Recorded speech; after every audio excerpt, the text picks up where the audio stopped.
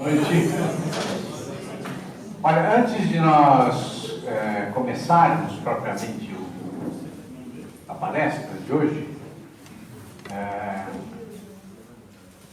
e eu gostaria de apresentar para vocês o palestrante de hoje, apesar de que não há necessidade, né? Mas é sempre bom a gente falar mal de alguém que a gente conhece, né? Somente em público, né? Dá uma repercussão boa. Não, eu queria falar o seguinte para vocês, antes de tudo. Aqui na paróquia... Bom, senhor José. Não sei se vocês conhecem aqui na paróquia Santa Generosa, um dos padres mais... o padre mais velho. Hoje é o padre mais velho da Arquidiocese de São Paulo, que é Monsenhor José Maier Peine. E, bom, o senhor está com 96 anos, está muito velhinho, né? E assim, mas está lúcido, né? E é graças a ele e a liberdade que ele nos dá que nós podemos usufruir desse espaço aqui gratuitamente, né? Porque quem arca com todos os gastos e com todo o trabalho de infraestrutura, que é um trabalho pequeno, mas que está melhorando gradativamente, é a paróquia. Tá? Então, claro, graças aos palestrantes que vêm aqui gratuitamente. Tá? Então, a Sônia, que vai conversar com vocês, que é uma paroquiana aqui, é uma advogada, trabalha no Tribunal de Justiça aqui em São Paulo, ela fez este livro aqui, que são algumas das meditações do padre Monsenhor José Maier, e que depois vai estar à venda para quem quiser ajudar a paróquia, tá bom? Então, antes da gente começar, vou dar o microfone para a Sônia dar uma palavrinha com vocês.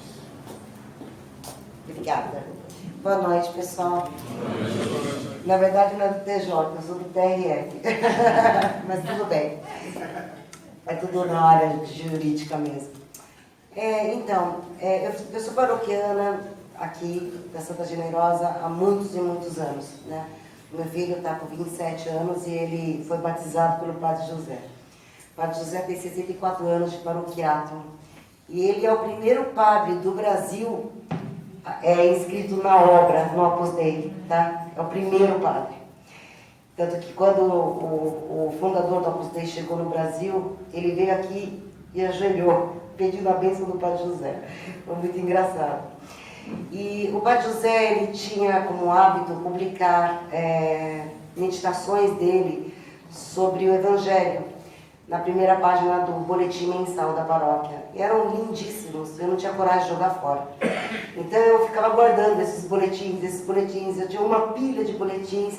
Aí o padre parou de escrever pela idade, né, 96 anos, ele quase não enxerga direito.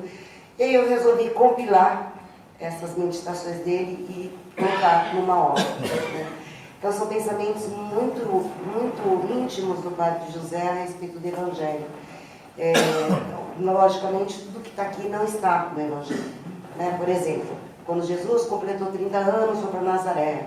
Ele arrumou as ferramentas da marcenaria do pai, de São José, e olhou eternamente para a mãe pela última vez que ele estaria indo embora para fazer o apostolado dele. Então são coisas que não estão na Bíblia, né? São coisas muito profundas e bonitas. Então eu resolvi compilar, né, que eu não tinha coragem de jogar fora, e está aqui tudo condensado neste livrinho, tá? É o primeiro livro do Padre José, e eu resolvi então oferecer para vocês, porque graças a Deus, na primeira semana foram 110 exemplares. Então tem alguns exemplares, se vocês tiverem interesse, né, em adquirir, vocês podem falar comigo ao final da palestra, ou depois com o Décio. Tem alguns exemplares ainda à venda, custa R$30, tá? Esse dinheiro fica para a igreja, ok? Obrigada, gente. Obrigado, Sônia. Obrigado.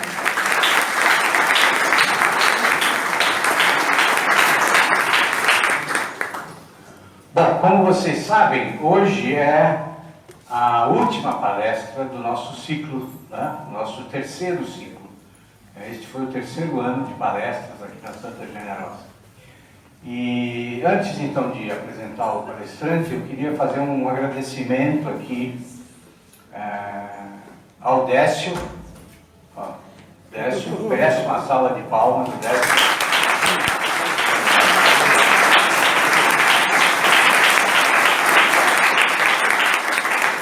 O Décio cuida de toda a infraestrutura, né? Aguenta toda a minha encheção de paciência, como um santo. E, enfim, quando os palestrantes trazem material para passar como slide, ele monta tudo e tudo mais, né? Então, de maneira que a gente tem que agradecer a quem nos ajuda, né? Depois quero agradecer ao Saul, que é esse jovem que está aqui do meu lado. Olha para trás para todo mundo ver você.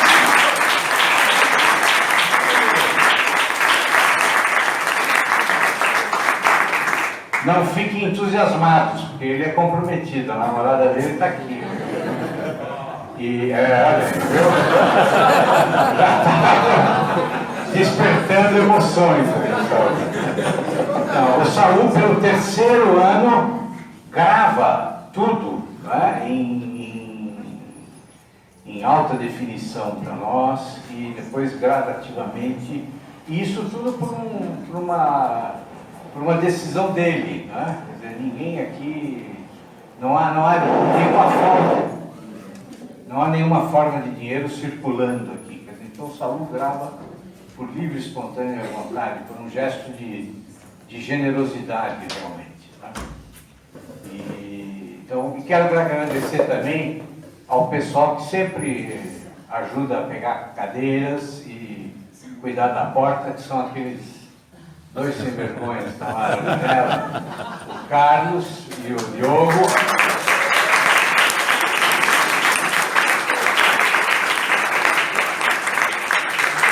Que são dois rapazes ótimos, quer dizer, eu acredito que sejam, né? Não conheço assim, a vida íntima deles. E tem também aqui o Marcelo Centenário, que agora está gravando aqui com o celular também. Então, de maneira que tem muita gente boa ajudando, né? E eu queria dizer para vocês também o seguinte, que para mim é uma alegria que este ciclo esteja no terceiro ano, porque, pensem um pouco, há 3 anos, quando o ciclo começou, a conjuntura do nosso país era outra, completamente diferente da que é hoje, né? Quer dizer, há 3 anos não havia acontecido o impeachment, né? E está certo que as coisas não mudaram muito, mas nós já conseguimos botar uma meia dúzia de gente para correr, né? E o ciclo que vocês estão vendo, quer dizer, todas essas pessoas que estão aqui, em grande parte jovens, né?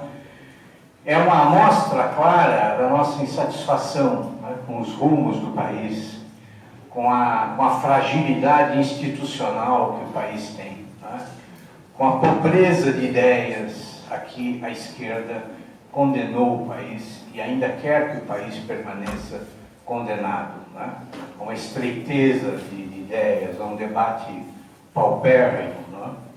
Então, de maneira que é um orgulho ter vocês aqui. Muito obrigado por todo o prestígio que vocês dão para o nosso círculo e dizer a vocês que no ano que vem esperamos estar aqui de volta, tá bom? Muito obrigado, viu?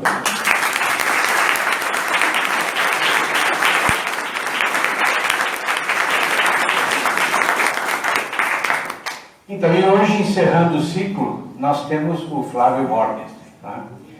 O Flávio também, nos últimos anos, despontou como uma figura brilhante, né? Um intelectual muito capaz, produziu um livro ótimo sobre as manifestações violentas que nós tivemos aqui há alguns anos, fazendo uma análise muito interessante, e é um dos nomes que tem se firmado como analista político, numa chave também completamente diferente daquela que tem dominado o país nas últimas 2 décadas, pelo menos.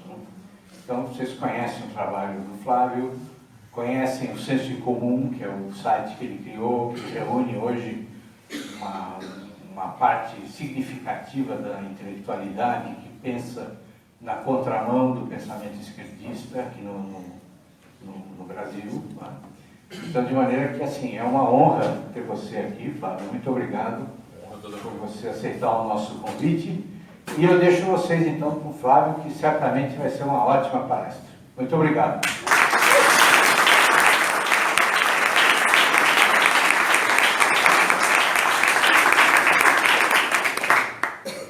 Bom, em primeiro lugar, muito obrigado a todos por essa acolhida, por essa apresentação. É uma honra muito grande estar aqui pela terceira vez. Esse microfone está meio estranho, para onde eu vou?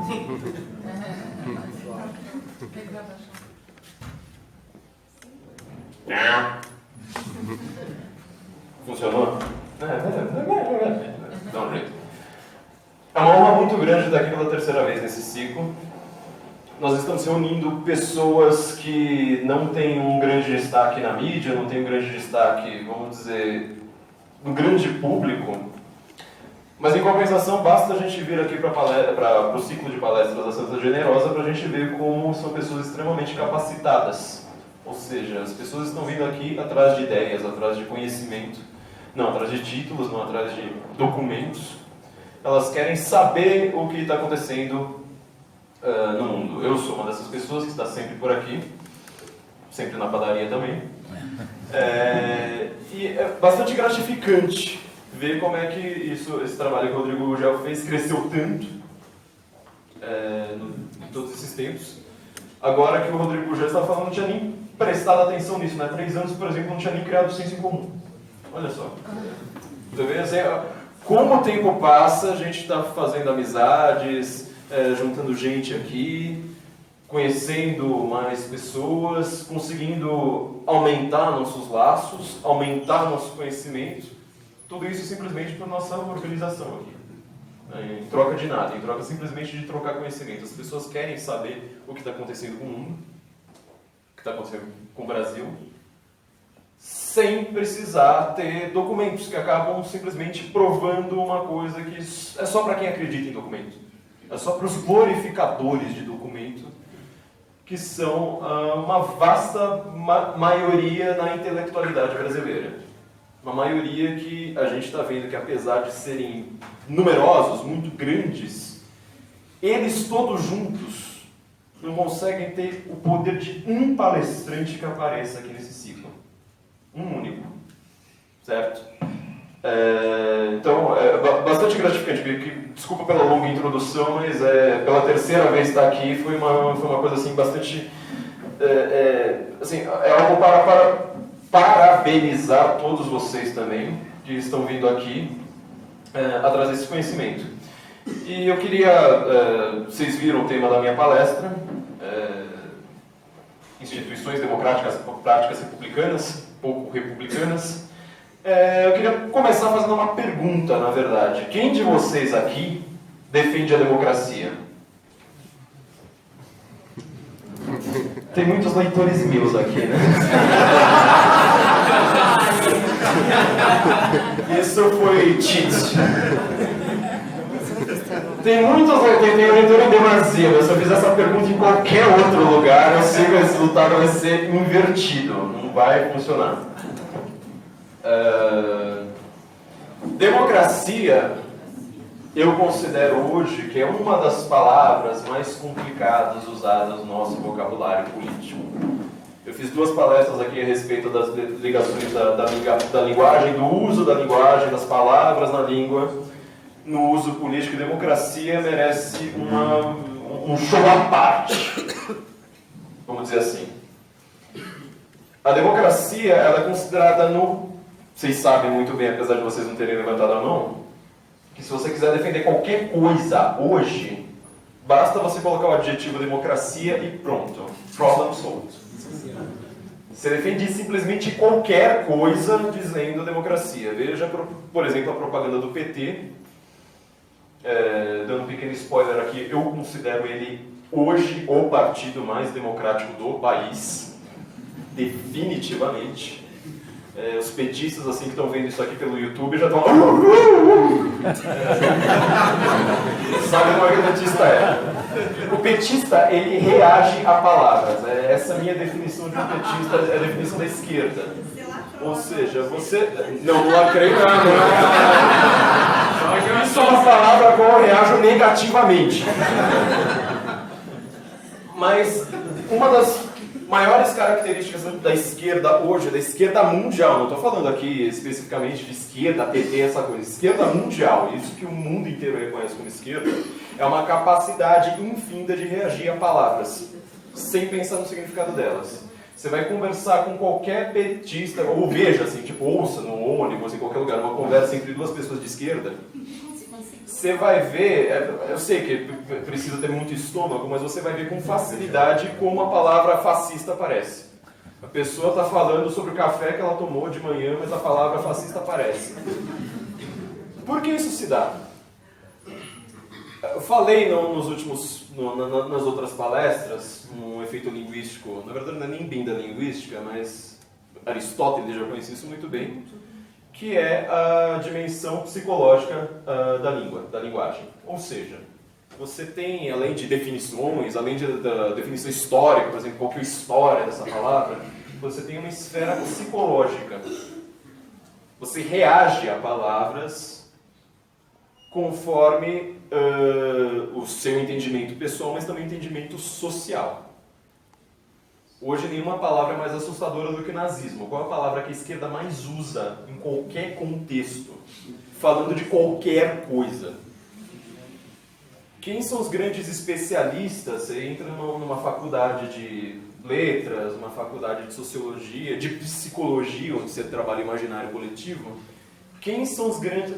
Qual a tendência política dessas faculdades? É a esquerda. Você está vendo que eles não são grandes mestres nas artes técnicas, eles não estão na administração, eles não estão na economia, apesar de Marx ter escrito um livro de economia, mas eles estão cuidando do imaginário coletivo, eles são os grandes especialistas na crítica literária. O Gurgel é uma exceção absoluta. Me fala de outro crítico literário conservador no Brasil hoje. Não existe. Eles cuidam desse imaginário coletivo, e sempre dessa maneira, ou seja, você reage imediatamente a uma palavra sem pensar no significado dela, sem pensar no contexto, na história, nada. Você pega a palavra como uma casca e glorifica aquela casca. Assim como se glorifica diploma hoje, você tem uma glorificação absoluta de casca, de palavras. Palavras ocas. Mesmo as palavras que eles usam com mais ênfase odiosa, tipo seu fascista, veja como ele glorifica aquela palavra. Ele precisa daquela palavra como uma arma para ele. E a palavra democracia é seu escudo. Você pega a propaganda do PT agora de cabo a rabo, como ele vai defender, como o PT vai aparecer para defender o Lula tanto da cadeia, quanto supondo que ele vai chegar a uma eleição em 2018. Ele só tem uma palavra que ele vai repetir o tempo todo. A democracia foi ferida. Você pega qualquer jornalista do Estadão, ele está lá falando, como uma jornalista lá que eu não lembro agora o nome, falou esses dias no Twitter, falando, restabeleceram, não lembro o quê, falta só restabelecer a democracia. Ou seja, se você tirou a Dilma, se você tirou o PT do poder, não tem mais democracia. Não tem mais. Essa é a visão dele, esses são os valores deles. Eu estou falando aqui pro YouTube também, mas é engraçado porque assim, vocês já concordam comigo. O YouTube talvez ele vai falar, nossa, mas o que esse cara está falando? Como assim? Eles estão indo contra a democracia. Tá vendo? É uma prova de que a direita autoritária quer implantar o totalitarismo aqui imediatamente. E eles são o quê? Você entendeu o funcionamento então da coisa. Eles ainda não... Isso foi só introdução, eles já estão lá tipo... Democracia surge num contexto muito específico. Todo mundo conhece o contexto da Grécia. Eu vou fingir que vocês não são meus leitores, mas eu preciso dessa introdução básica anteriormente. Platão ele vai definir, na verdade, 3 formas de governo. Ele vai definir por quem manda num país. Ou seja, quem faz as leis. Não necessariamente lei, porque você não tinha uma lei escrita, mas quem é que vai decidir. Aquilo ali não tinha ainda essa divisão de poderes que a gente tem hoje. Se for uma pessoa só, ele vai definir aquilo como monarquia, que era o sistema das cidades-estados gregas, da maior parte delas. Se forem poucas pessoas, ele vai definir aquilo ali como aristocracia. E se forem muitas? Democracia. Democracia? Politeia. Essa palavra que ele usa. Politeia. Ele fala que este é um sistema onde muitos decidem. Só que ele fala também que esses sistemas podem ser degenerados. Então, uma monarquia, ela degenera no quê? O microfone voltou a ficar estranho. Tirania. Uma tirania. Uma aristocracia degenera no quê? Oligarquia. E a politeia? Numa democracia. Então a gente vê que a forma como nós usamos modernamente esta palavra, ela é invertida da história. E eu lembro a todos, isso aí, eu não preciso de prova, você acha isso aí no Google em 1 segundo, que essa palavra ela foi usada negativamente por 23 séculos. Então isso não é uma invenção minha. Você vai pegar qualquer autor desses 23 séculos, basicamente, entre Platão e Locke, e você vai ver um uso negativo de democracia. O que é essa politeia, o que é essa democracia? Primeiro definindo os termos.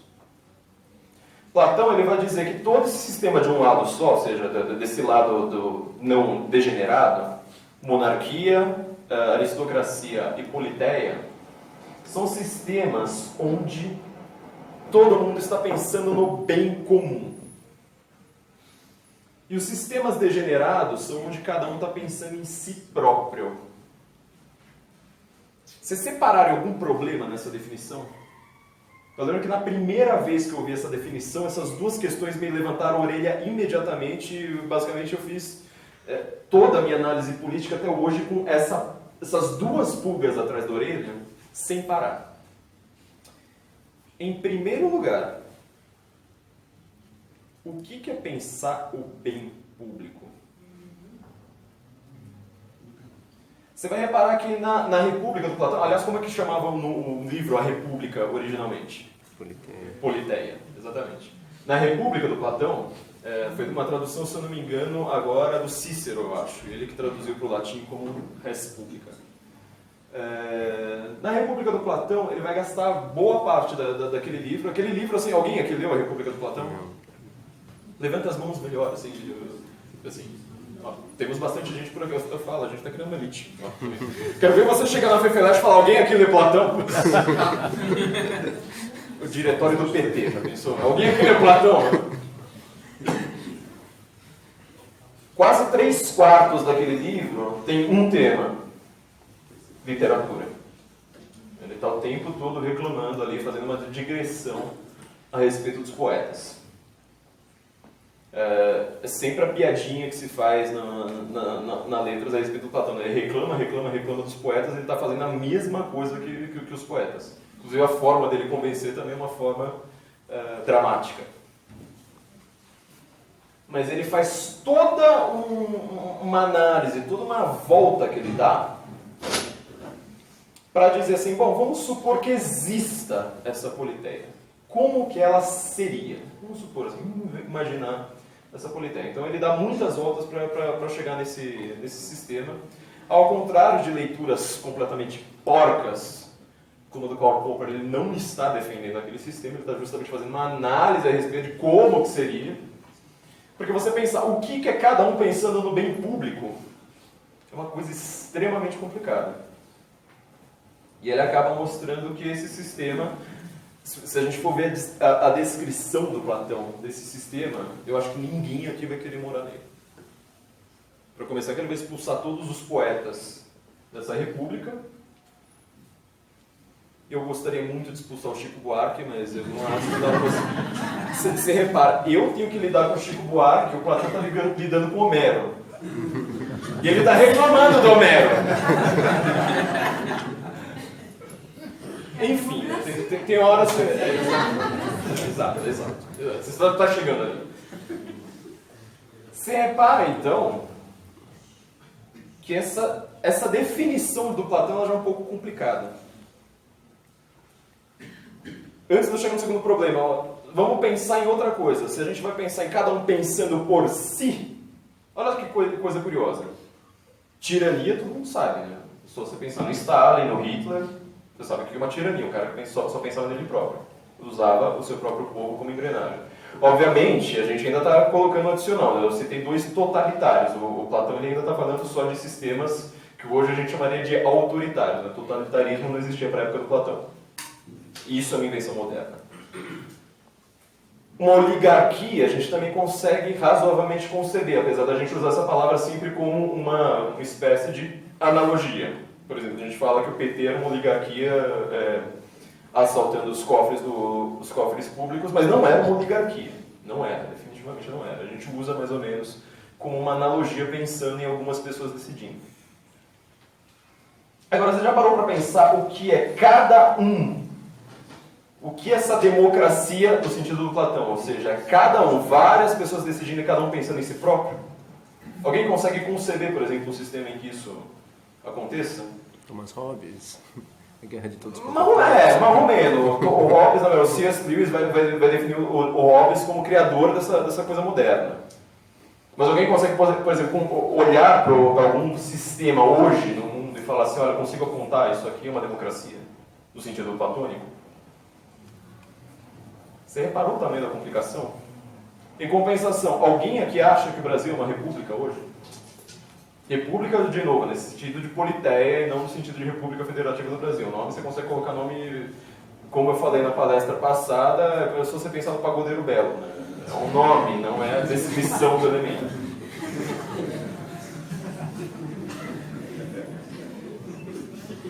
Então, o Brasil hoje é uma república, uma democracia, uma oligarquia, uma aristocracia, como é que é? Vocês viram o tamanho da complicação? Quer dizer, você pega aquele cientista político que passou anos na FEFELESH, sei lá onde que ele queira se formar, ele vai falar a respeito de democracia, vai falar a respeito de todas essas coisas, passar a vida sendo entrevistado pela Globo News, e ele nunca parou para pensar, falar assim, mas peraí, onde que eu estou? Com o meu sistema. É muito fácil você trabalhar com ideias quando você não tem nenhuma conexão delas com a realidade. Você trabalha com ideias falando, a esquerda é assim, a direita é assim, a esquerda faz isso, a direita faz aquilo, a democracia é assim, a tirania é assado. E quando você fala, tá, mas nesse discurso, cadê a correlação dele com a realidade? É um fio perdido. Então agora eu vou chegar a um segundo problema. Quer dizer, já coloquei para um problema e meio, ou dois problemas. Vou chegar agora a um segundo problema.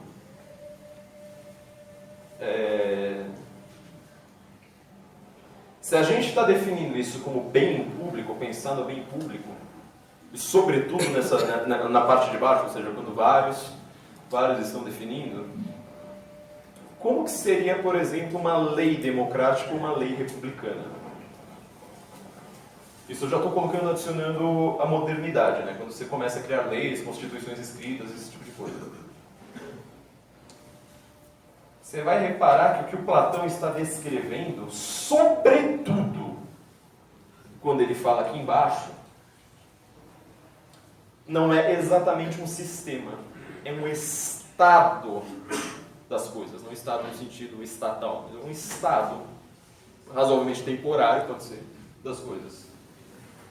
Ou seja, alguém pode pensar, fazer uma votação pensando no bem público no momento, pode fazer uma votação pensando em si próprio no momento seguinte. Na Politeia, no livro A Politeia do Platão, você vai ver que ele está tentando desenvolver mecanismos a respeito justamente dessa politeia que não conseguem se consubstanciar na realidade. Quem vai fazer isso com maestria são os latinos. Eu não quero entrar aqui em muitos detalhes a respeito de como foi a República Latina, um período muito curto de quando Roma foi realmente essa Roma que a gente lembra hoje. Apesar de você falar Império Romano, A produção cultural que você conhece de Roma está na República Romana. Seria exemplo assim que vocês esqueceriam tão logo sair isso daqui, mas assim, você tem lá 2 cônsules, ou seja, você não tem mais decisão de uma pessoa só. Você tem ali uma espécie de lei, que não é o que a gente chamaria hoje de lei, mas você vai ter um certo poder circunscrito a algumas coisas. O Cícero, como eu falei, eu tenho quase certeza que foi Cícero, eu posso estar falando alguma bobagem, mas ele traduz, o Platão traduz aquilo como res publica. E ele vai definir a sua filosofia, e são vários filósofos ali, são vários senadores, filósofos, que a gente conhece, Marco Antônio, guerreiros, chefes militares, cujas obras você lê até hoje, o Mattis do Trump agora, seu principal, esqueci agora, está no Departamento de Estado, né? Acho que não lembro agora. Mas ele é alguém que lê Marco Aurélio hoje no original e fala, consigo ganhar guerra por causa desse cara. Lê latim hoje bonito assim. Então você teve esse período cultural, essa efervescência cultural, exatamente quando eles criaram um sistema que foi chamado de república por eles, inspirados em Platão, mas falando, agora a gente vai desenvolver isso aqui em instituições. O Platão não faz isso. O Platão está descrevendo dessa forma, de certa forma, né, óbvio, um estado das coisas. Democracia na antiguidade, e da antiguidade até Locke, teve um momento em que ela foi usada de uma maneira razoavelmente positiva. A famosa democracia de Péricles.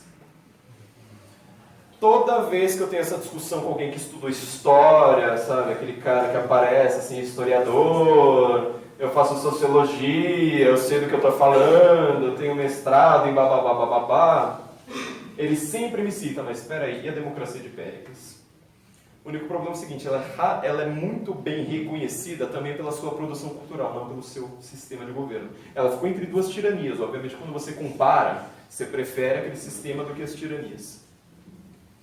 Mas quando você compara aquele sistema, cidades e estados, onde tinha cada um seu pequeno rei, você vai ver que aquela democracia ateniense, ela como sistema, ela é péssima.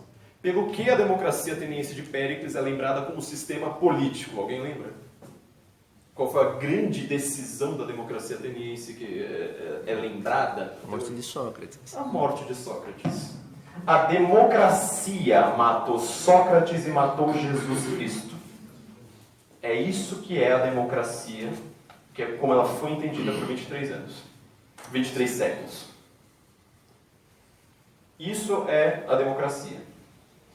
Quando os romanos eles percebem, então, falam assim, olha, se você deixar a decisão pura na mão do povo, decisão pura, ou seja, o povo ele decide por si e a gente fala, tá bom.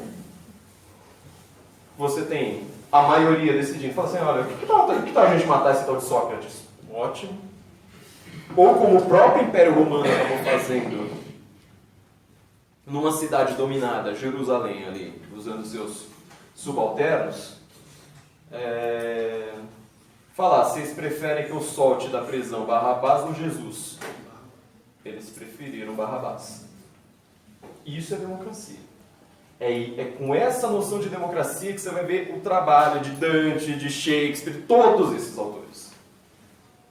São Tomás de Aquino, Santo Agostinho, eles estão o tempo todo com essa noção de democracia em vista. Ou seja, você tem ou um rei decidindo tudo por si, sem nenhum freio, nenhum contrapeso, ou alguns, um conselho ali que pode ser de sábios, mas também pode acabar degenerando, o rei também pode degenerar, ou você tem várias pessoas que acabam decidindo, fazendo essas decisões péssimas.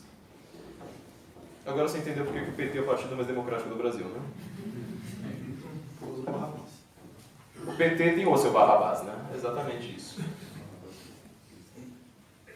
Se você, então, começa a institucionalizar isso como os humanos fazem, você tem uma nova tecnologia feita, cuja base principal é a mesma base, tanto para você ter um rei no lugar de um tirano, tanto para você ter uma aristocracia no lugar de uma oligarquia. Platão chamaria isso de pensar no bem comum. Eu acho essa definição extremamente problemática. os latinos eles elevam isso ao melhor sistema já feito, foi justamente a República Romana. Começa a circunscrever o poder. Mesmo que você faça uma péssima decisão, se você tiver um poder de ação circunscrito, essa péssima decisão tem pequenas consequências. Às vezes é com uma obviedade ridícula dessas que você monta uma civilização. Só que, obviamente, ela só é uma obviedade ridícula depois que você já parou para pensar nela, depois que você já testou na história, depois que você já viu o Império Romano inteiro e falou, oh, uau! Só que como esses sistemas, repare, a República Romana ela dura muito pouco. Assista aquela série Roma, para quem não tem paciência para ficar lendo, sei lá, os historiadores antigos. Assista aquela série Roma que ela conta justamente, em 2 temporadas, o fim da República. Fala assim, como que a República degenerou numa tirania bem pior do que ela tinha acabado.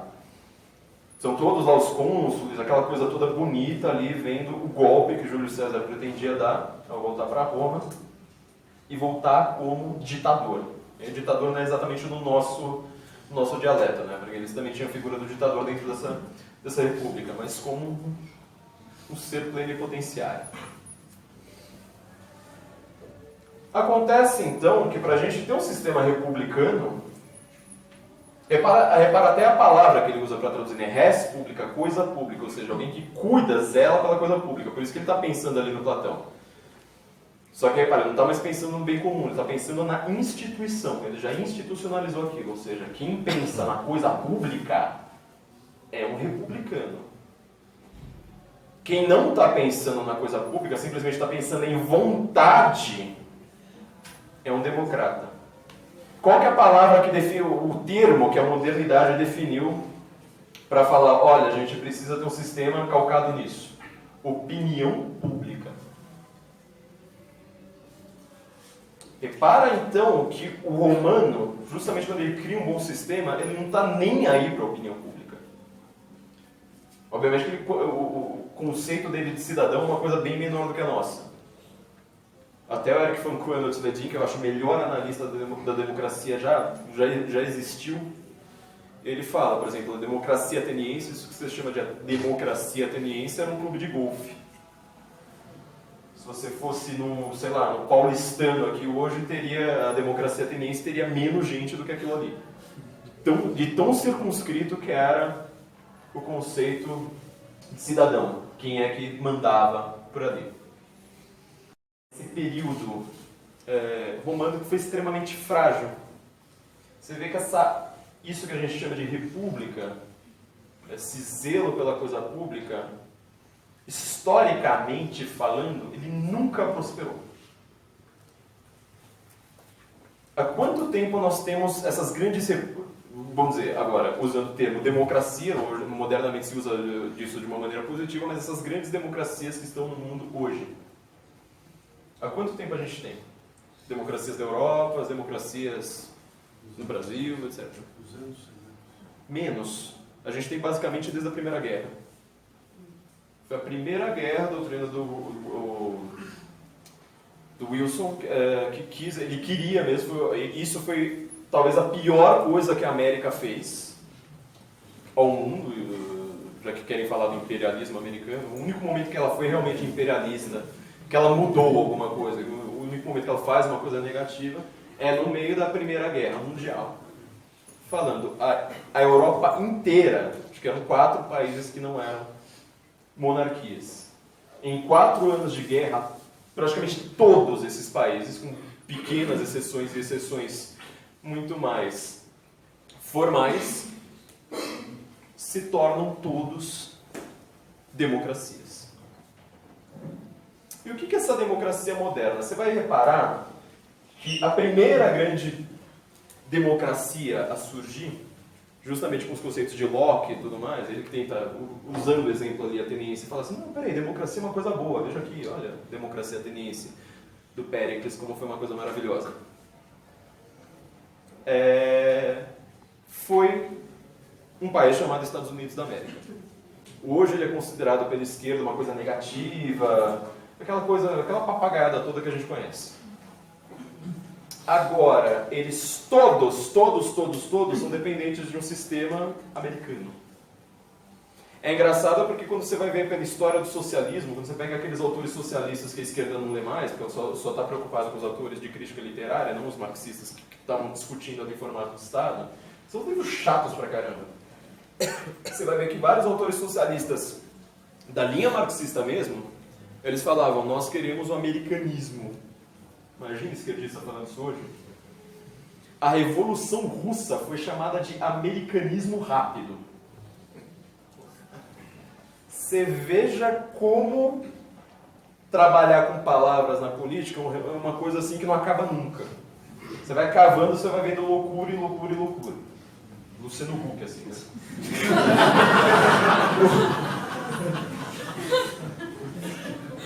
Mas a ciência política é isso, é o Luciano Huck falando. O Luciano Huck, aliás, acabou de falar, né? Tipo, que é contra armas, mas tipo, vai pro shopping com 5 seguranças. É lindo isso. Esse país chamado Estados Unidos da América, que se chama América, né? Ele é fundado contra uma monarquia. Aqui, esqueça essa ideia de... Não vou entrar nessa ideia de ser uma monarquia, uma tirania, porque você vendo pela história inglesa, você vai vendo como isso aí se troca o tempo todo. Ora uma monarquia, ora uma tirania, assim por diante. Quem mais segura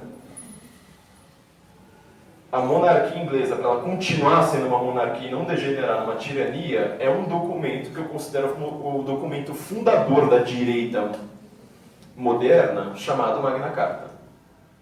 Apesar da Magna Carta significar várias coisas, tem lá, por exemplo, produção de grãos, umas coisas nada a ver com nada, é a Magna Carta que vai falar. Um rei agora não pode mais tomar uma decisão contra os seus súditos, contra os seus, espécie ali de, que a gente chamaria hoje de Estado-Maior, não? Os seus aristocratas, seus lordes, duques, etc.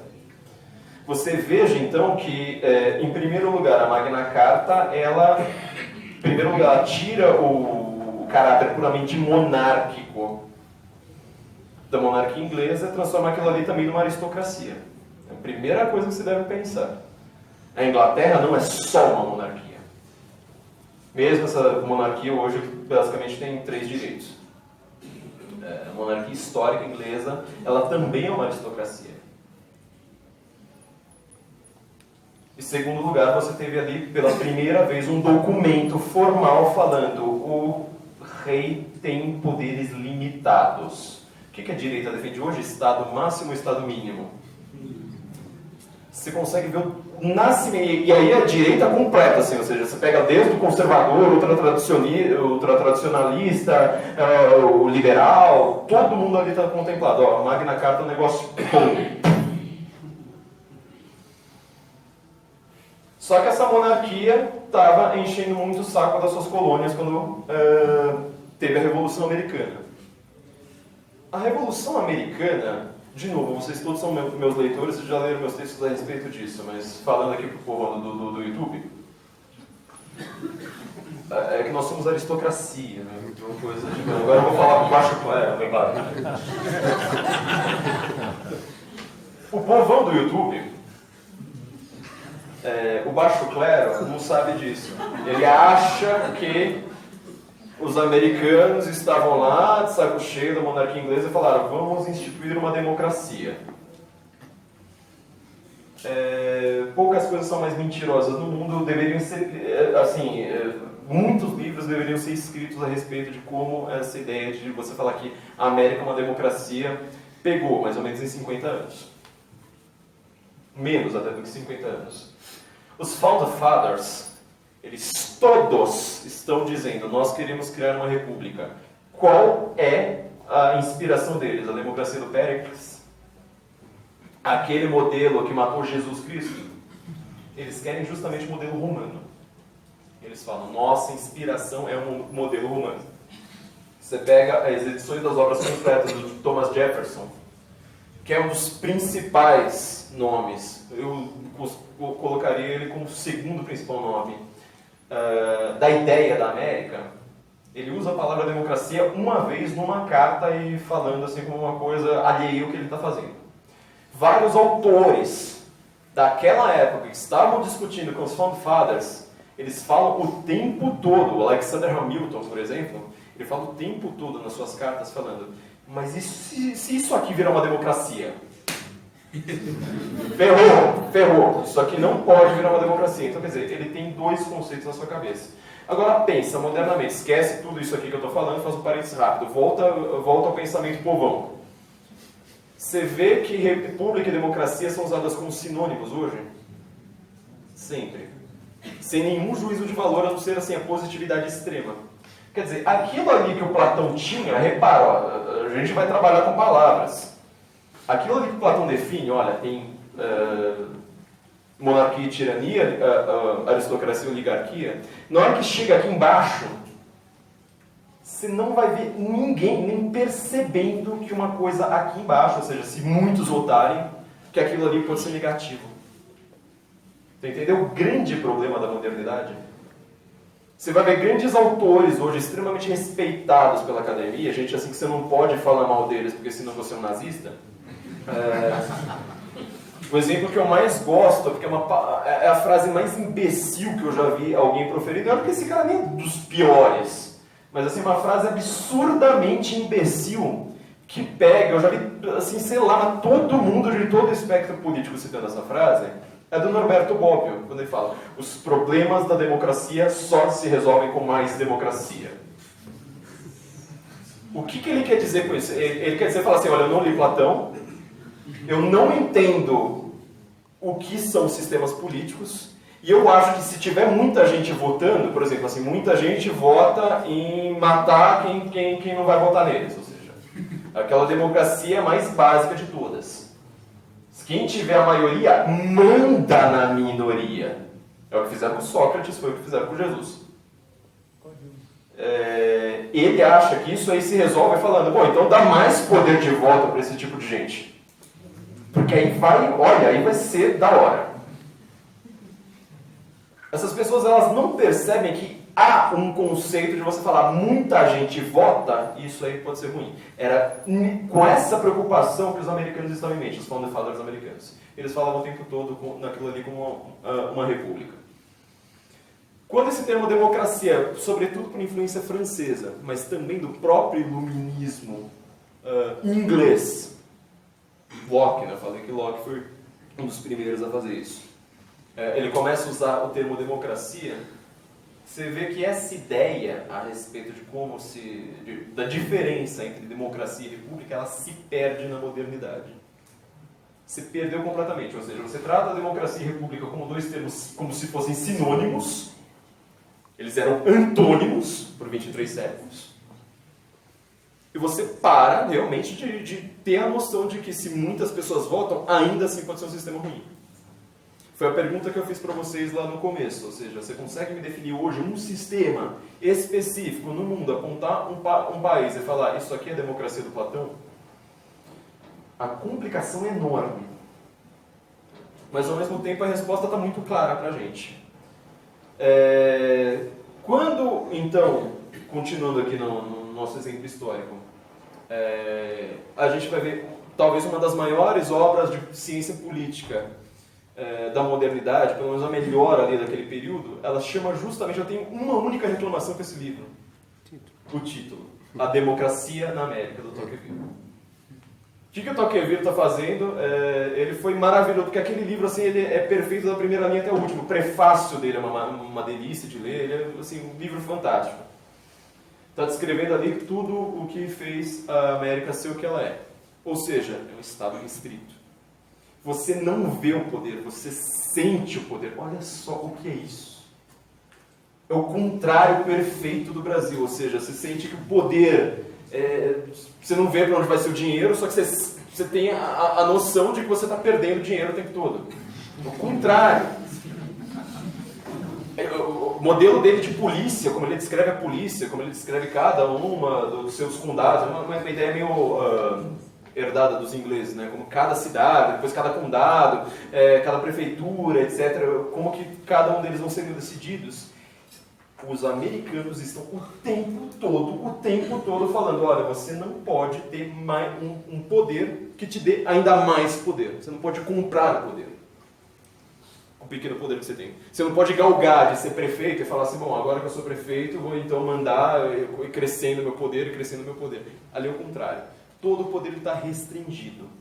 A primeira emenda da Constituição Americana e a segunda emenda da Constituição Americana são os dois elementos mais importantes para você manter a liberdade no mundo. A primeira emenda falando, o Estado não pode, o Estado não pode, o Estado não pode. Pega lá o 5º artigo da Constituição Brasileira, veja lá se o Estado não pode. É mais ou menos assim. Se você aplicar o artigo 5º da Constituição Brasileira à risca, você faz a União Soviética parecer um playground. Isso não é brincadeira. Aplica aquele negócio à risca. O Estado, ele tem que te dar transporte. Fala, bom, então eu quero ir para Nova York amanhã. O Estado, ele tem que te dar, não sei mais o quê. Então, quer dizer, lazer. O Estado tem que me dar lazer. Aplica esse negócio à risca para você ver o que acontece. Aplica. Você veja que a nossa Constituição, então, é uma Constituição extremamente democrática, até na sua ideia. Ou seja, tipo, para você vender a Constituição, você fala, seja populista mesmo. Vai lá, sai dando tudo para todo mundo, ninguém paga a conta. Firmeza. Constituição americana é o contrário. É isso que o Tocqueville está vendo. É uma Constituição o contrário de tudo isso que a gente conhece hoje. O Estado não pode instituir religião oficial, o Estado não pode censurar a imprensa, o Estado não pode fazer nada. E a segunda emenda, óbvio, falando, o Estado não pode restringir o acesso às armas. Por quê? Por que isso é primeira emenda e segunda emenda? As armas poderiam estar lá em 14º. Por que eles falaram em segundo lugar? Porque é o instrumental da primeira. O Estado, você está vendo, a Constituição fala um princípio, o Estado não pode, e depois ela te dá um instrumental. Fala assim, depois do princípio, ela fala assim, o Estado não pode, mas eu chego lá, sou um maluco, acabo de ser eleito presidente americano, vou lá e tento ferrar o primeiro princípio. Como se tem o segundo? Quem tem poder quando as pessoas têm armas? Arma é o principal objeto de liberdade que existe no mundo. Um instrumento da liberdade é justamente a arma. Na National Rifle Association, você pega qualquer carteirinha lá, o que está escrito na carteirinha? For Freedom. E é isso que o Tocqueville está vendo. Ele está vendo como todo o poder americano, especificamente americano, ele é voltado para você não conseguir ter mais poder. Para você fazer uma emenda na Constituição Americana, você precisa convencer 3/4 do Senado. Depois disso, até para você votar, por exemplo, você tem que ter lá o colégio eleitoral. Quer dizer, nunca é nada direto. E eu vou falar uma das frases mais chocantes dessa palestra. Isso aqui é para os petistas que vão editar no YouTube, só deixar aquilo ali cortado, sabe? Fazer tudo sem contexto nenhum, ficarem felizes. Mas não existe nenhum modelo de sistema com mais liberdade do que uma eleição indireta. Porque você cortou o caminho direto para o poder. Eu não tenho mais como chegar agora, virei um tirano, quero virar presidente do Brasil, virar um supremo ditador aqui, e falar, olha, agora eu acabo de instituir uma lei, pego lá minha bancada também, convenço todo mundo, foi o que Hitler fez, certo? Lembre-se que quando você estuda a República de Weimar, justamente por causa disso, foi o que Hitler fez, foi eleito contra Stalin. Fala assim, bom, agora eu vou instituir aqui uma lei, onde eu vou mandar todos os judeus para o forno. Quem aqui é judeu? Tem pouca gente no Brasil que é judeu. Vamos conseguir, façam aí qualquer discurso maluco com o restante da população, consigo apoio para aquela ideia. Fala assim, bom, agora tem poucos judeus no Brasil, eles não conseguiram nem 10% de voto, nem 5% talvez, não sei como é que é a população judaica no Brasil. E fala assim, bom, agora essa maioria dessa população vai mandar todo mundo para o forno. Certo? Eu consigo fazer isso no Brasil? Se eu tiver um discurso capaz, pela nossa lei, vai ser bastante fácil. Pela lei americana, você está vendo quanta gente eu preciso convencer que vai lá sempre um contra o outro, falando checks and balances, né? Lá tem. A gente usa aqui esse termo como fazendo mecanismo como se a gente tivesse o mesmo, mas não é. Lá você precisa não só convencer o povo, não só convencer a Ku Klux Klan, não só convencer os white supremacists, que agora está todo mundo falando que são de direita, não sei mais o que. Aliás, vocês sabem o número desse pessoal na América, né? Eles todos juntos não chegam a 80 mil. Só que a América tem mais ou menos uns 300 milhões de habitantes. Você vê com que, assim, tipo, você vai assistir CNN, isso aqui a América está vendo isso aqui, ó. Olha, achou nacionalista. Achei o supremacista branco, ele parece ali, tá até com uma pequena suástica na mão. Isso é CNN. Exatamente. O sistema americano não me permite isso com toda essa facilidade. Tudo que eu tente fazer para falar, olha, eu quero fazer uma nova lei, eu sou ferrado. Porque tudo eu vou precisar convencer o povo, eu vou precisar convencer o político, eu vou precisar convencer todo mundo. É tudo demorado, é tudo torto, não tem esse caminho reto. Então aqui de novo o YouTube fique feliz com as minhas frases polêmicas, mas não existe nenhum mecanismo melhor para a liberdade do que você transformar todo esquema de poder em indireto. Ele todo vai ser contrabalanceado. Nada vai ser direto e reto. Você não precisa convencer simplesmente uma pessoa e voilá. Certo? Só que os Founding Fathers, eles também fizeram uma coisa bastante curiosa. E é um dos pontos principais para a gente entender o mundo hoje. Eles estavam indo contra uma monarquia que tinha virado uma tirania. Eu não sei se vocês conhecem muito bem a história americana. Eles se consideravam ingleses de fato, até o momento da Revolução, até o momento da independência. É na independência que eles falam assim, olha, nós somos colonos, não mais vamos nos focar na parte ingleses dos colonos ingleses. Vamos nos focar na parte colonos, falando assim, nós somos colonos, agora nós estamos na América, nós somos americanos, nós queremos uma independência. Significa que eles odeiam mortalmente ingleses? Assim que eles fazem a independência, o primeiro contrato comercial deles é com a Inglaterra. Você veja então que eles estão também reclamando, a América é uma ideia, né? O único país no mundo que é uma ideia. Isso que você chama de o excepcionalismo americano, é uma ideia que os brasileiros não conhecem muito bem, mas assim, quando você vai tentar entender um fenômeno como o Trump, por exemplo, você não vai entender absolutamente nada sem entender o que é o excepcionalismo americano. Eles falam assim, nós somos um país que é uma ideia. O que é ser americano? Significa que você precisa ser de uma etnia? Não. Você precisa ter nascido na América, mais ou menos, né? nem até assim. Você precisa defender, sei lá, você precisa ter um avô que defendeu qualquer... Não. Você precisa defender a ideia de que aquele lugar é uma terra de liberdade. Home of the free, land of the free and home of the brave. Isso é um país que é uma ideia. O Brasil, que é essa terra de todo mundo, que tem todas as etnias, tem tudo... O Brasil é uma ideia? Ele, historicamente, ele não foi constituído como uma ideia. Era simplesmente, inclusive a gente fala, né, de miscigenação e tal, mistura de raça, mas era tudo sempre dos mesmos lugares. De uma maneira extremamente violenta. Então, a América é uma ideia. Os Founding Fathers, eles estão indo contra uma ideia. Eles não estão indo contra a Inglaterra, não estão indo contra um monarca. Eles estão indo contra a ideia de tirania. Seja qual tirania for, inclusive a tirania da maioria, porque os Founding Fathers, ao contrário do Norberto Bobbio, eles liam Platão, no original, inclusive, assim, se você for para Washington, veja aquele filme, eu sei que o filme é bastante tosco, né? Vou dar um exemplo bastante tosco, mas pega no filme, não adianta ler o livro, estou recomendando ver o filme antes do livro, né? Pega o filme Código da Vinci, ele fala lá de Washington, mostra um monte de coisa secreta de Washington, com pouca gente entendendo o que é aquilo. Você vai ver um monte de referências verdadeiras que estão em Washington de verdade a respeito de Platão.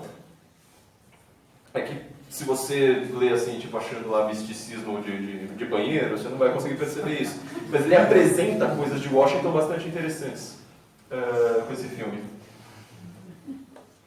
E eles, sabendo disso, eles estão indo simplesmente contra a ideia da tirania, inclusive com a tirania da maioria. Eles querem realmente criar uma república, querem instituições republicanas. Como eu falei, o único problema do Tocqueville foi a droga desse título. Eu queria fazer ainda uma edição de Tocqueville assim, que seria Democracia na América, riscado, escrever República e pronto. Meu único jeito de fazer assim, olha, agora vocês vão entender o que está acontecendo aqui. Ele usou, de novo, a democracia como uma palavra positiva no livro inteiro. Você vai ver lá ele falando, a democracia americana é assim, a democracia é assado, não sei mais o quê. De novo, aquele problema que eu falo, me mostra um found father falando essa palavra. Você usou um termo dado por você. Só que como um termo positivo e bonitinho, todo mundo considera uma maravilha o que ele fez. Indo contra essa ideia, então, eles foram únicos. E todas as revoluções que vieram posteriormente, a começar pela Revolução Francesa, que se diz inspirada na Revolução Americana, no mesmo iluminismo, só que a gente sabe que o iluminismo francês e o inglês eles são bastante diferentes, criaram repúblicas. Repara que, por exemplo, aquela revolução de 1848, os movimentos revolucionários franceses, eles em algum momento eles falam em democracia. Eles estão todos falando, assim, inspirando na Revolução Americana, falando Terceira República Francesa, esse tipo de coisa. Até quando tem independência brasileira também, mesmo a Inconfidência Mineira, tudo inspiração republicana. Eles falam o tempo todo, nós queremos criar uma república. O Brasil foi fundado, queremos criar uma república. Um problema, nessa definição platônica, o único país que foi feito dizendo, olha, a gente quer um poder restrito, a gente quer uma inspiração em Platão, mesmo que Platão não tenha deixado claro o que é o bem público, o único país que vai ter um modelo em que você tem uma preocupação com a coisa pública, com as instituições, que essas instituições elas não andem além do seu limite, é a América. Quando a gente olha para a América hoje, a gente vê alguns tipos de discussão que parecem bem bizarras para a gente. Por exemplo, uma das discussões em que o americano gosta de reclamar de duas coisas que a gente não entende porque eles reclamam. Em primeiro lugar, cinto de segurança. Como assim você tem uma lei me obrigando a alguma coisa dentro do meu carro? Se é para o meu bem, eu que faça. Eu realmente acho que todo mundo tem que usar cinto de segurança, mas quando você para pensar no princípio dele, fala assim, mas peraí, você vai querer me multar porque eu não coloquei uma coisa para o meu próprio bem? Que história é essa? Se eu permito que você me multe por causa de alguma coisa para o meu próprio bem, o que eu vou permitir depois? Isso aqui vai virar Brasil.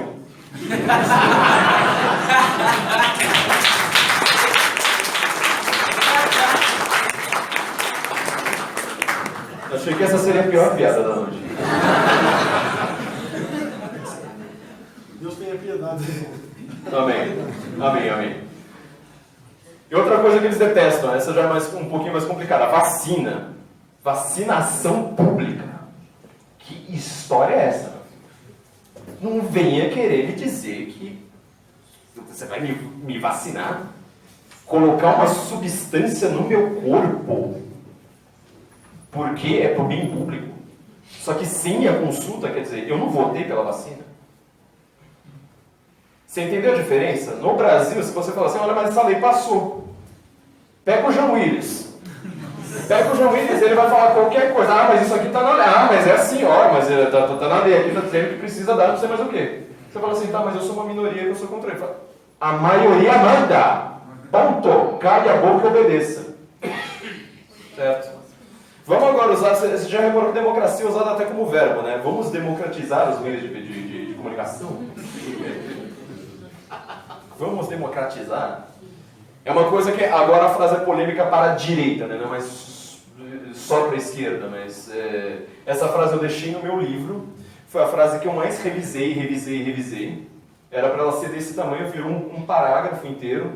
Porque eu sempre tenho que começar a frase, eu coloco um monte de aposto, que é para ninguém editar, assim, falar assim, ó, tá vendo como é que tá a frase? E colocar ela no meio. Eu falei assim, ó, nazismo e comunismo dentro dessa definição do Platão, e para o YouTube não ficar falando bobagem, pegando minhas frases pela metade e editando tudo, são ultrademocracias.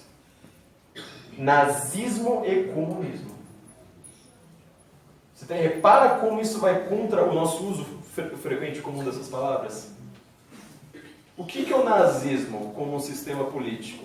Ele simplesmente chegou e falou assim, agora eu mando em tudo? Não foi isso. Essa semana está meio complicada por causa de toda a treta. Mas o nazismo, ele tinha um monte de eleições internas. Eleições plebiscitárias. A gente usa também o termo eleição, plebiscito, como se fosse tudo a mesma coisa. O pessoal do direito já sabe muito bem, né? Que tem uma diferença brutal. Mas qual que é o grande problema de você fazer um monte de plebiscito? Sobretudo se você cria plebiscito o tempo todo. Eu não vou conseguir votar em todos os plebiscitos que estão definindo o meu futuro. Você pode e você não pode. Você vai chegar lá numa fábrica e falar assim, os operários dessa fábrica decidiram que eles querem mais salário. Beleza. Daqui a pouco tem lá uma votação de não sei quem, falando, olha, mas o pessoal ali da agricultura, eles acham que precisa aumentar a produção da fábrica e não sei quanto. Olha, mas agora tem uma votação ali interna, e começa. Você vira um sistema extremamente burocrático, não existe totalitarismo sem burocracia. Esse pessoal da esquerda aí falando que o nazismo é de extrema direita, nunca parou para pensar nisso. Ah, mas é um totalitarismo de direita, não é a mesma direita que vocês defendem. Filho, se é totalitarismo, tem burocracia, tem um Estado gigante, tem o contrário da Constituição Americana, da Magna Carta, o contrário. Você pode até falar que aquilo ali não é de esquerda. Mas se imbrica com o quê? Com a Magna Carta? Com a primeira e segunda emenda? Com o quê, meu filho? Com a tradição judaico-cristã? Não parece ser o caso. Você vai criando então um sistema extremamente ultrademocrático, extremamente burocratizado, usando mini-Führers, eles usam essas palavras, Führer para tudo quanto é coisa, né? O Führer da empresa, sei lá mais o quê, para decidir tudo.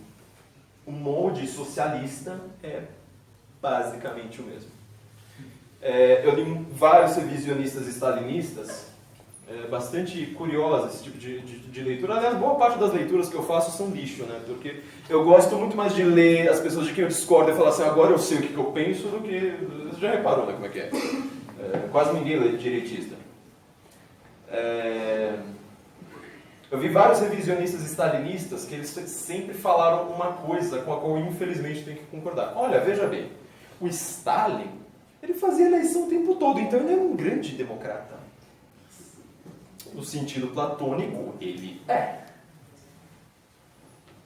O problema é que esses caras eles estão, de novo, misturando dois conceitos, república e democracia, porque não há mais essa distinção. Eu falei nas palestras passadas a respeito do uso de vocabulários na política, falando que são termos móveis. Eles não funcionam como, por exemplo, a palavra maçã, que todo mundo vai lá e fala assim, isso é uma maçã. É consenso científico, que é uma maçã. Não há consenso científico a respeito do que é uma democracia. Se vocês querem, então, esse exemplo que eu estou pedindo para vocês o tempo todo, eu já dei 2 exemplos de ultrademocracias. São os exemplos mais politicamente incorretos possíveis e contrários a todo o pensamento acadêmico, sendo que eles estão lá com Platão lá do lado, podem ler a porcaria do livro, podem ler toda a tradição de pensadores políticos, de Platão até Locke, e falar, entendi. Pegar os termos em grego, em latim, ver qual que é a diferença de um para o outro, ver que um está institucionalizado, o outro não, ver que um está falando de um estado de coisas, um estado de coisas provavelmente momentâneo, e o outro já está falando de instituições. Por isso que eu até prefiro o termo república ao termo politeia. Olha que coisa curiosa. Estou aqui corrigindo Platão. Mas eu estou usando Cícero também, né? Foi claro, tá? Não adiantou nada. Quando você pode fazer isso, as pessoas não fazem. Se você quiser, então, exemplos de democracia moderna, nesse sentido platônico, são justamente as democracias que a gente tem. O Brasil é uma democracia moderna.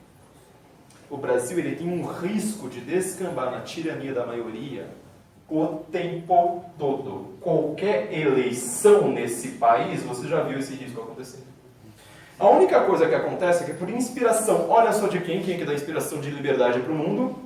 Os Estados Unidos da América. Por inspiração americana, nossas constituições desses países democráticos todos têm elementos tanto republicanos quanto democráticos. Você vai ver o tempo todo eles ali em briga. A grande disputa da direita no mundo com a esquerda, no mundo moderno, não tem a ver com a economia. Não tem a ver com o tamanho do Estado. As monarquias europeias, que eram declaradamente sistemas conservadores, com maioria conservadora, com parlamento, com o chamado Partido Conservador, inspirados na linha de Ludwig, eles não necessariamente eram pequenos estados. Muitos deles eram estados bem grandes. A maioria, aliás. Não tem a ver com o tamanho do Estado, não tem a ver com a economia. Tem a ver com cultura e tem a ver com essa questão democrática. Ou seja, um está defendendo a lei, os princípios, o outro está defendendo a maioria. Tem algum partido político no Brasil hoje defendendo princípios? Em compensação, você vai ver todos eles falando, eu estou defendendo a maioria. O que o João Willis faz o tempo todo? Além de cuspir. Pode falar. Outra coisa que ele faz, não posso falar aqui, mas... Ou durante, não sei. É dizer que ele está do lado da maioria. Se for reparar, por exemplo, o João Willis, você vai ver entrevistas dele, nessas revistas de esquerda e tudo mais, então o tempo todo lá falando. E a questão do aborto? Você acha que a gente deveria fazer um plebiscito para legalizar o aborto no Brasil? O que o cara esperto fala? Imediatamente. A sociedade brasileira não está preparada para isso. Porque é um momento que ele percebe, opa, peraí, mas a maioria é contra. E agora ferrou. Isso gera um grande problema da modernidade. Você diz que você defende democracias e que você defende a maioria, ou seja, de que você tem uma representatividade do povo, de que aqueles lá são nossos representantes. E a primeira reclamação, eu nunca escolhi escolher entre esses. Se eu pudesse escolher, não seria nenhum dos 10, 11 que me deram para escolher. Não seria nenhum deles. Passaria borracha em tudo. Então você não pode falar que eles são meus representantes. Você pode falar com toda a facilidade que o cara em quem eu não votei, ele representa uma pessoa que eu detesto muito mais. Mas você não vai me dizer que o cara que ganhou e que eu fui obrigado a votar só para o outro perder, que ele é meu representante. É aquela coisa que fizeram com a Aécio, né? Agora, tipo, todo petista vai lá, depois que caiu a Dilma, fala, mas você votou no Aécio. Eu falei, tá, eu tinha o quê? Votar em quem você vota? Todo mundo votou com nojo. Ninguém... Me fala um eleitor do Aécio Neves falando assim, nossa, eu tô lindo orgulho, Aécio.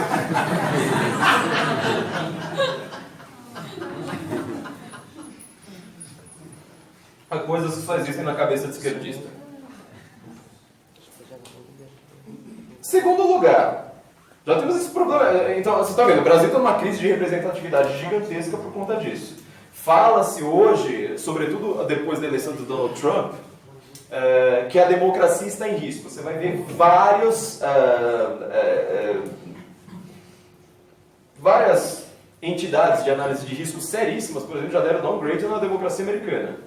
Se você for falar em termos platônicos, eu falo, uhul! Mas você vai ter um outro problema, esse problema de maioria.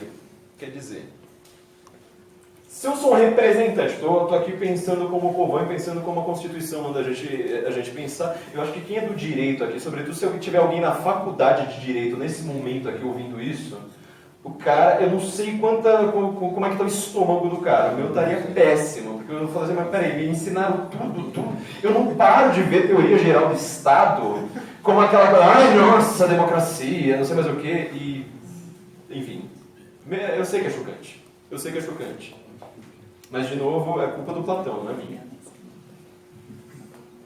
Você vai ter então todo mundo falando que representa a maioria.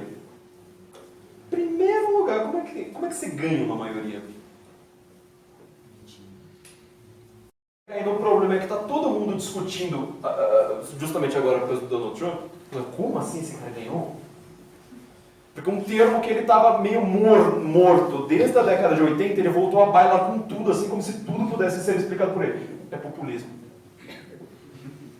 O Nassim Nicholas Taleb, ele deixou uma frase no Twitter dele que eu achei assim, o melhor tweet dele até hoje e o desgraçado apagou. Ele falou, eu estou perguntando para esses intelectuais do mundo hoje alguma diferença entre democracia e populismo. Não tem. Como que você ganha a maioria? Se você precisa representar, se você está dizendo que você precisa representar aquelas pessoas, já é estranho você falar assim, olha, eu vou ganhar votos. A única forma honesta numa democracia, como eles dizem, de você ganhar voto, então seria você não falar qual que é o seu programa de governo. É você saindo perguntando para as pessoas, o que você quer, o que você quer, o que você quer, o que você quer, média aritmética, pronto, está aqui meu programa de governo, eu não vou fazer, não vou falar nada, estou representando você. Média aritmética geral. Você agora entendeu o que é aquela tirania da democracia, a tirania da maioria do Platão? Você imagina se você fizer isso? Por exemplo, já imaginou o que vai acontecer com a população gay no Brasil? Faz isso. Vamos ser democráticos com os gays. Ver o que o povo, assim, perguntar lá pro torneiro mecânico, pro boia fria, fala assim, olha, vamos ver o que você quer fazer com os gays. Então agora você vai entender uma outra coisa. Isso aqui vai chocar bastante a esquerda, mas qual foi o país que mais protegeu os gays no mundo? Estados Unidos da América. De novo, qual é o único país no mundo hoje que é uma república que você não consegue fazer uma lei assim do tipo, olha, vamos enforcar todos os gays em praça pública? Entendeu o problema? A esquerda, para sobreviver, para manter o seu pescoço em cima da cabeça, ela depende da direita. Ela depende justamente de instituições republicanas.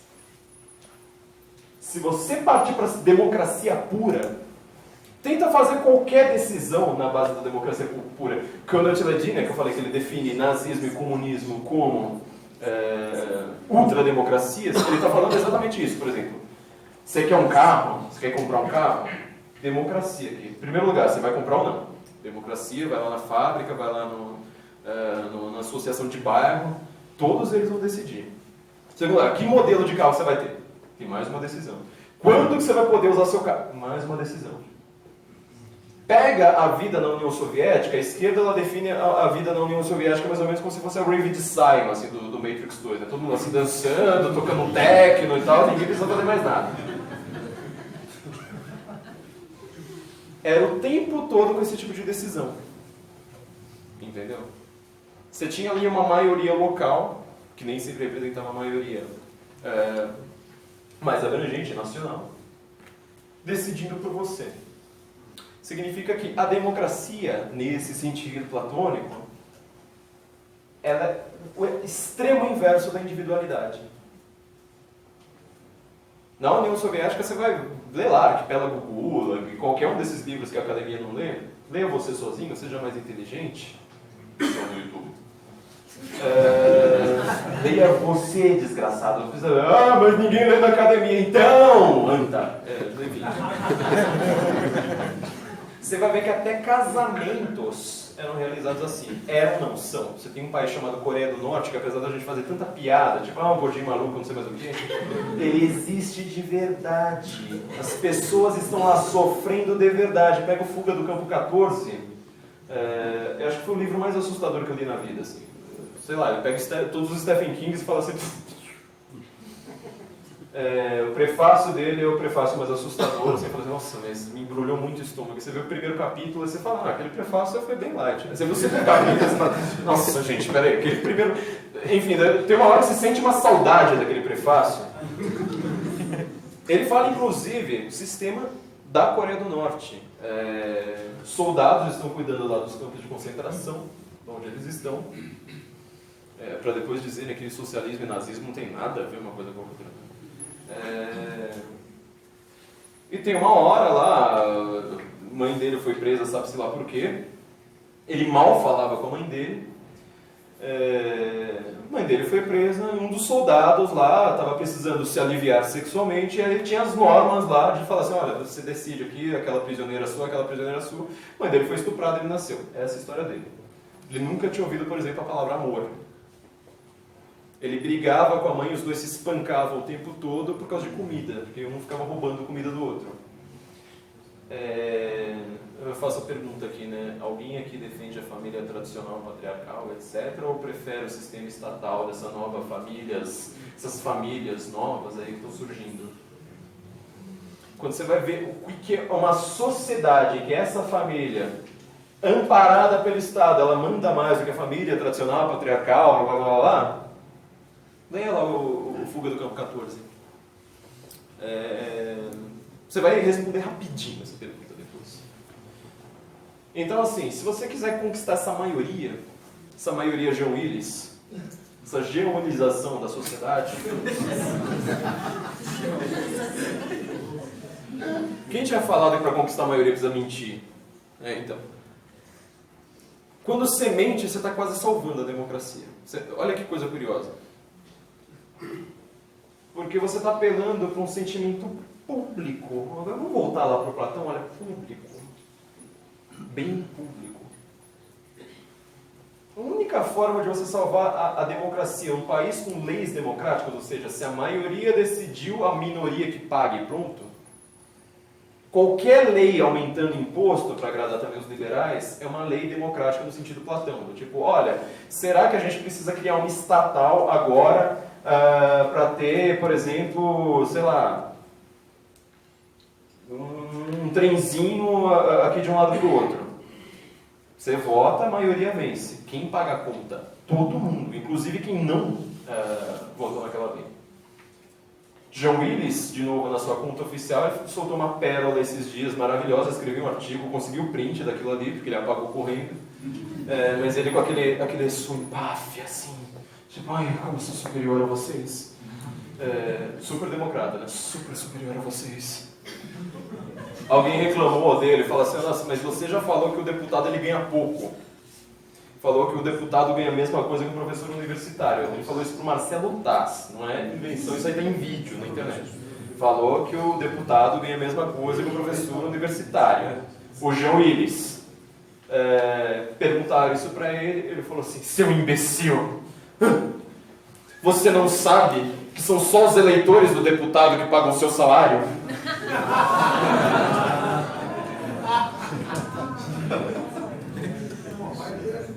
John Willis é um democrata. Ele não tem o menor cuidado com a res pública. Menor. O único problema é que ele estava errado. A gente paga a conta dele.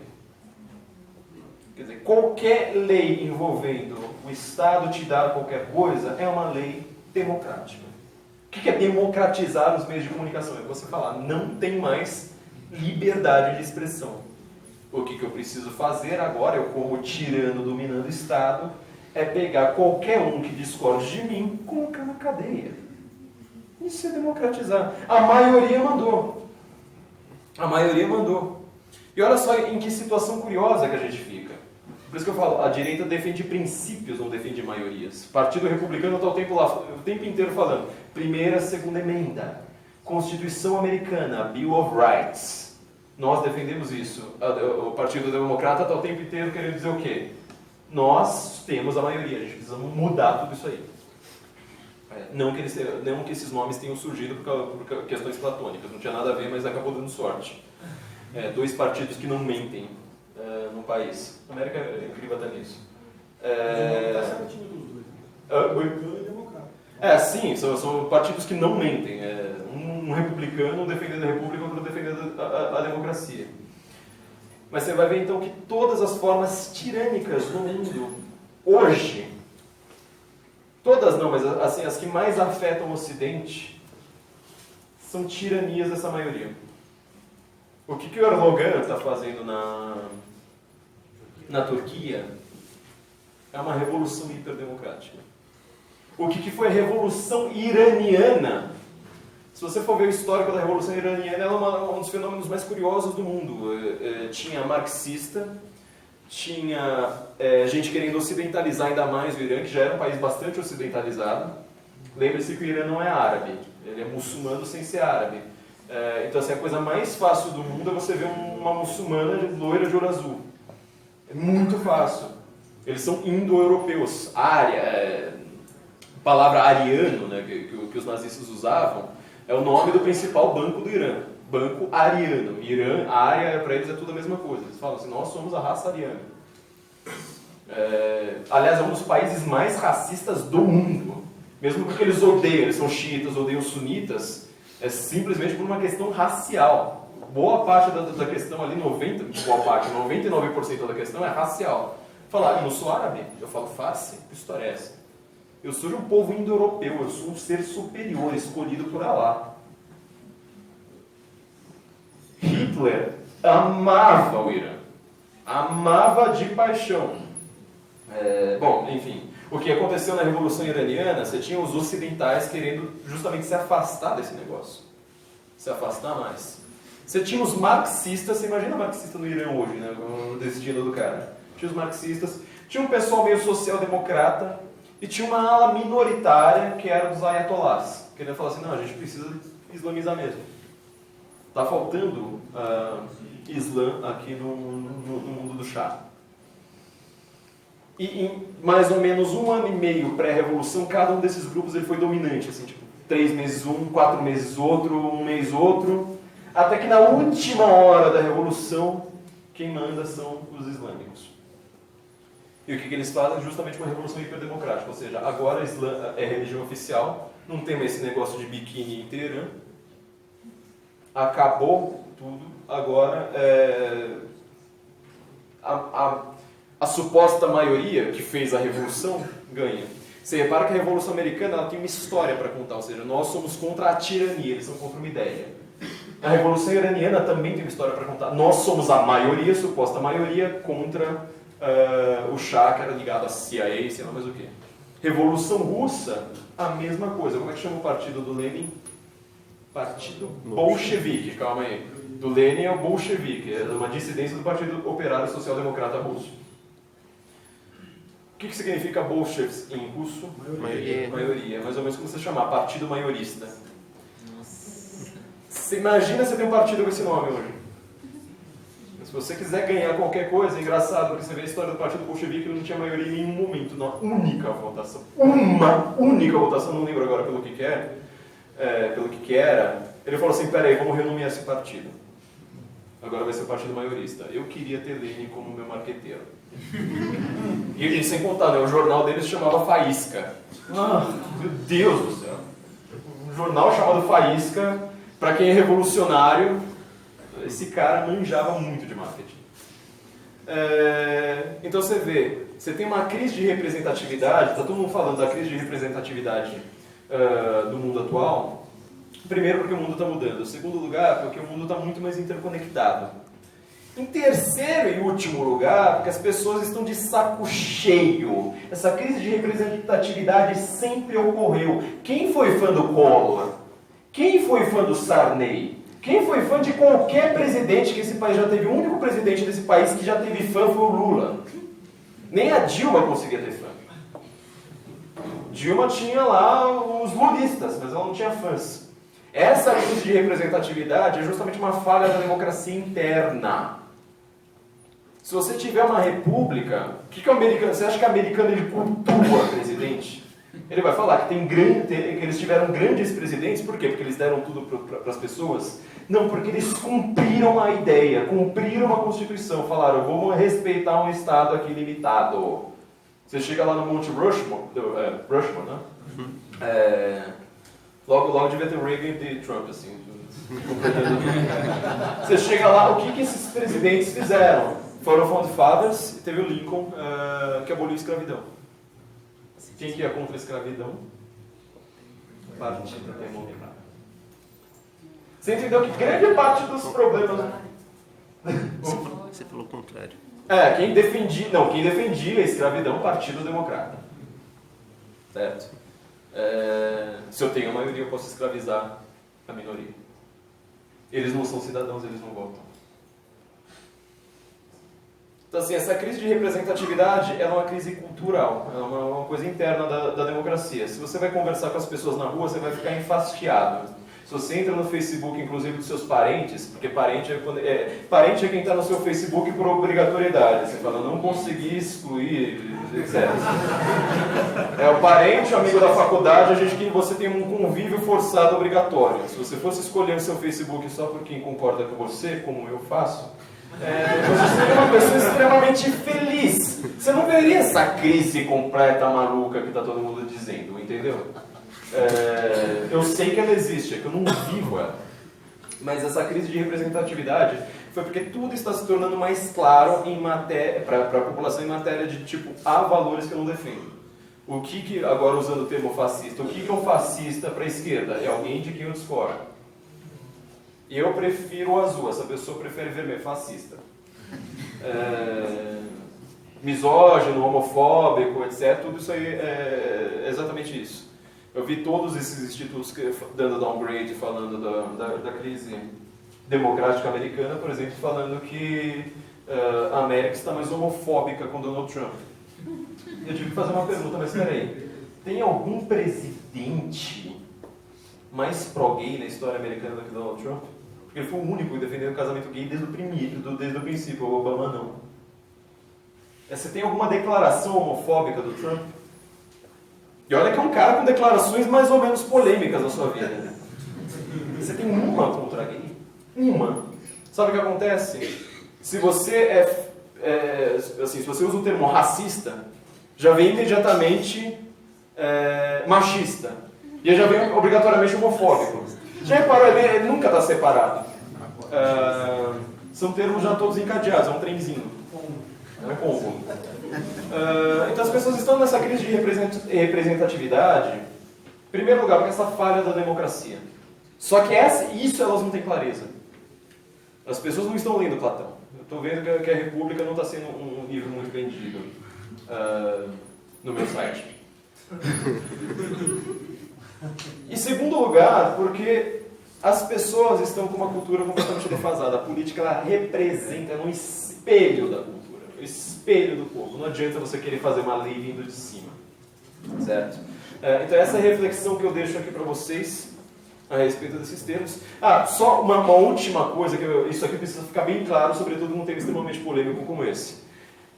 Significa então que, por exemplo, se eu sair agora na rua, eu ouvi um cara gritando, berrando na praça. Eu sou um democrata, eu defendo a democracia. Eu preciso enfiar porrada nele?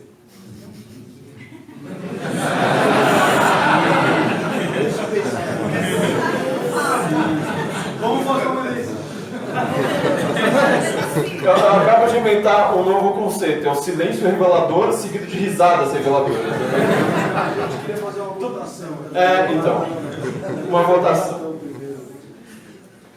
A forma como as palavras têm, e essa diferença entre a linguística, a filosofia da linguagem, a história, etc., é que a forma como nós usamos as palavras, sobretudo no dia a dia, isso que o estudo da língua faz, não tem nada a ver com a forma dicionarizada, com a forma institucional, com a forma platônica. Nada a ver. A gente vai criando novos significados para as palavras, ao Deus dará. No mundo da política, isso aí é uma coisa grotesca. Você pega, por exemplo, vamos agora baixar o nível. Pega, por exemplo, a Marina Silva. Quando ela criou...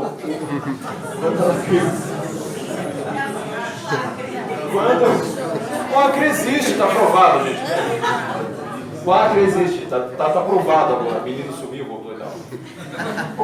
A Marina Silva, quando ela criou o Rede, ela deixou no seu programa dizendo que o Rede é um partido radicalmente democrático. O que isso significa? Ninguém sabe, muito menos ela. Agora você reparou, para um eleitor da Marina Silva, que está nessa cultura defasada, ele acha isso lindo. Ele fala, uau, radicalmente democrático. Ele, de novo, esquerdista glorifica palavras ocas, sem sentido. Ele reage imediatamente. Por isso que os partidos estão mudando agora. Tirando partido e colocando... A grande questão agora é você mudar o nome de partido. Certo? Porque se você, por exemplo, chegasse, sei lá, a uns 5 anos atrás, no máximo, você tirasse a palavra trabalho, social e democracia dos partidos políticos, não sobraria um. Todos eles tinham pelo menos uma dessas palavras no nome. Ficaria só o partido. A forma como a gente usa essas palavras, então, não tem nenhuma conexão com o seu sentido canônico. As pessoas não leram Platão. Elas não leram Platão e falaram assim, mas o que eu defendo é a democracia platônica. Então a gente precisa ter sempre isso em mente quando a gente vai comentar qualquer coisa na internet, porque eu vejo todo mundo, nas 3 palestras que eu dou aqui, eu sempre falo que a discussão na internet ela é baseada em uma discussão de definições. Está todo mundo o tempo todo falando, mas esquerda é isso, mas direita é aquilo. É sempre um reducionismo, assim, você pega um aspecto e vai lá, começa a aplicar aquilo ali a tudo, fazer comparações, etc. Uma coisa que não funciona, a língua não é assim. Não adianta você falar assim, mas a direita está do mínimo, então a extrema direita na verdade é anarcocapitalismo. Não funciona! Não funciona! Não é assim, não é assim. Você pegou um aspecto de uma direita, como eu falei, tem direita com Estado grande. Sinto muito. A forma como a gente usa essas palavras então não tem nada a ver. Muita gente na internet do nosso lado, que concorda com a gente, que não são esses mongolões do YouTube, eles defendem a democracia. Vão falar, eu sou um grande democrata. Simplesmente fala assim, tá bom, eu entendo o que você está querendo dizer. Você está querendo defender mais ou menos a mesma coisa que eu, você não deve ter parado para pensar muito nesse termo, mas é simplesmente um uso específico da palavra. Então, não, a gente não precisa sair espancando ninguém. Deixa isso para os democratas. Muito obrigado, gente.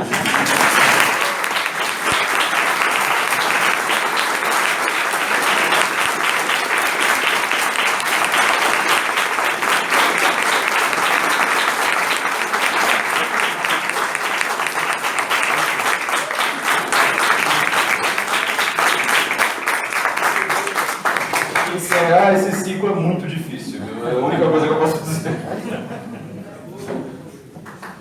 Bom, pessoal, temos tempinho aí para umas 3 ou 4 perguntas. A gente decide democraticamente. Isso. Quer fazer? Você faz?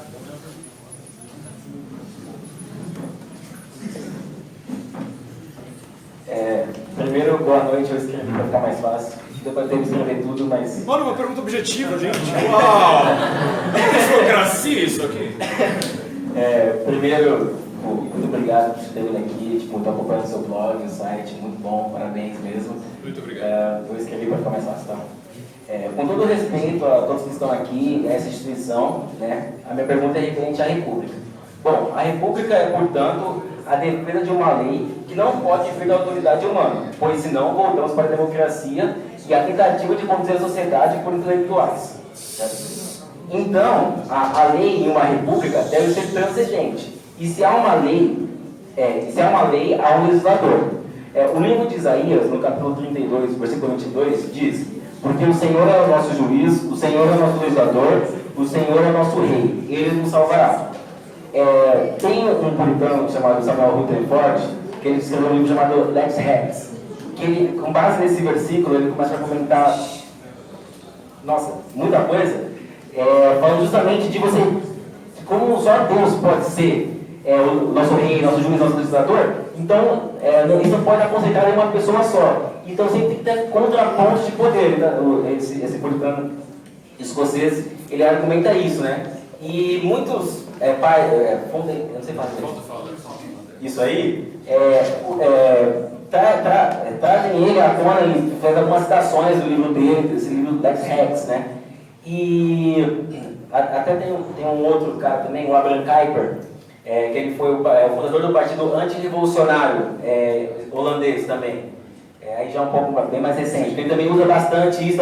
E eu quero dizer, a minha pergunta nesse sentido é: se a lei, em uma república, ela precisa ser transcendente, não pode vir do homem que é finito e nesse sentido que a importância do cristianismo para a construção de instituições republicanas, nesse sentido, entendeu? Seu bom tem uma para palestra do ano que vem, né? Uma república, na verdade, não depende só de uma lei. Isso aqui foi um reducionismo que eu fiz, né? A república, por exemplo, romana, ela não tem lá uma, propriamente falando, uma lei escrita, não tinha uma constituição, isso é uma invenção mais moderna. A forma como as instituições republicanas foram se dando, sobretudo na modernidade, mas aí a Magna Carta também da modernidade, foi com documentos segurando o poder do rei. A grande questão, você veja que a própria República Americana, ela está lá o tempo todo falando, um país sob Deus, não sei mais o quê. Por quê? Você está justamente falando que o homem, ele é um ser imperfeito. Isso é uma definição clara. Então, por exemplo, uma república, como ela está sempre baseada na coisa pública, ao invés de o poder total da maioria, aquela coisa, voz do povo é voz de Deus, a frase mais democrática que existe, ela está presumindo que as pessoas vão errar. Ela está presumindo que seus governantes vão fazer alguma burrice. Por isso que na República, isso é desde dos latinos, você vai falar, olha, você precisa ter eleições constantes, por exemplo, com certo rigor também, para não virar uma democracia e virar aquele sistema eleitoral completo. Porque as pessoas, quem é o verdadeiro, a pessoa que está certa, a grande verdade, está fora desse mundo. Então, por que eu digo que é um tema, isso aqui não dá para eu responder também numa tacada só, um tema para uma palestra inteira. Você pega, por exemplo, um livro como Os Irmãos Karamazov, do Dostoiévski, boa parte do tema do livro dele é justamente isso. Quer dizer, a gente consegue fazer um sistema sem Deus? Você consegue? Os demônios também, ele está fazendo lá mais ou menos a mesma questão, já quase presumindo a Revolução Russa que vai acontecer dali a pouco. Então, assim, como eu falei, eu só consegui dar uma única passadinha pela resposta à sua pergunta quando eu falei, por exemplo, que os Founding Fathers, a Revolução Iraniana e a Revolução Russa, elas têm uma narrativa, elas têm uma história a contar. Elas estão falando, nós somos contra isso, nós somos contra aquilo. Geralmente, como são 3 revoluções, elas necessariamente têm que ser contra alguma coisa. Um país, ele é fundado por um mito fundador. Você repara que a boa parte da antiguidade inteira, cada um tem seu mito fundador, histórias contadas, inventadas que sejam, para você dizer de onde que esse poder surge, de onde vem essa ideia de soberania. Quase todas não, né? De novo, todas as religiões pagãs antigas, elas vão ter um Deus da soberania. Todas, sem escapatória. Esse Deus que me permite a soberania. A grande novidade do cristianismo, é o que o Eric Fagel tanto fala, é que com a revelação, você fala assim, olha, o verdadeiro reino está fora deste mundo. O meu reino não é deste mundo. Então, quer dizer, não tente falar que a sua lei é perfeita e divina, porque a lei perfeita e divina ela está externa ao mundo. Quem que é o príncipe desse mundo na Bíblia? O diabo. Ele não é o rei desse mundo. O diabo, inclusive, ele vira para Jesus, uma das tentações, a terceira tentação, que ele fala assim, olha, eu te dou poder, soberania, sobre todos os reinos da terra. E Jesus responde falando que não. Meu reino não é desse mundo. Então, assim, de fato, você precisa da narrativa da queda, sobretudo. A ideia do cristianismo, na verdade, o cristianismo me conquistou exatamente por essa questão.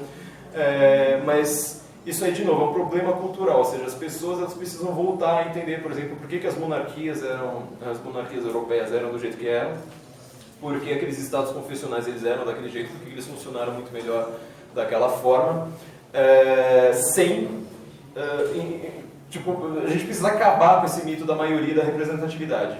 São 2 ideias modernas que assim só causaram mal. O mal absoluto político no mundo foram causados por essas 2 ideias, e igualdade, óbvio.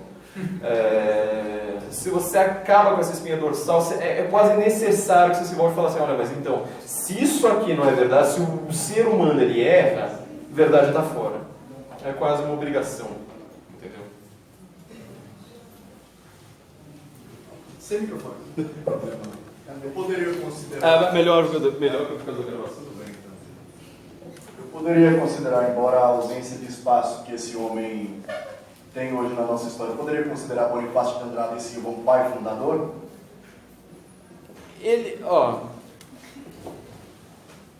Bonifácio, ele é o fundador, né? É o fundador do Brasil. A grande questão para mim não é a respeito de Bonifácio. Você fala assim, olha, mas peraí, o Brasil foi fundado seguindo os princípios do Bonifácio? É o que se fizeram depois dele, entendeu? Essa é a grande questão. Porque os americanos, eles têm os Founding Fathers em mente até hoje. Qualquer decisão da Suprema Corte, o Antônio Scalia, que morreu recentemente, qual que era a grande questão dele jurídica pelo qual ele é estudado no mundo inteiro, até porque não segue a mesma Constituição. Ele vai lá, está lá o tempo todo falando, se isso aqui é uma lei que não está muito clara, eu preciso de uma decisão que está muito clara, o que o Founding Father iria dizer? Qual que era a intenção do Founding Father? Então o Brasil, ele é um país sem mito fundador, porque assim, ele teve, obviamente, seu fundador, teve um Bonifácio para fazer tudo o que fez. Você teve grandes pensadores para realmente pensar esse país, assim, pensar, olha, isso aqui ainda não foi construído, a gente ainda precisa construir, o Joaquim Nabuco, por exemplo. Mas o Brasil não segue isso. O Brasil ele tem pai ausente, entendeu? De mito fundador. Você me disse que a gente se perdeu no meio do caminho. Exatamente. O pai fundador do Brasil, ele foi comprar cigarro um dia.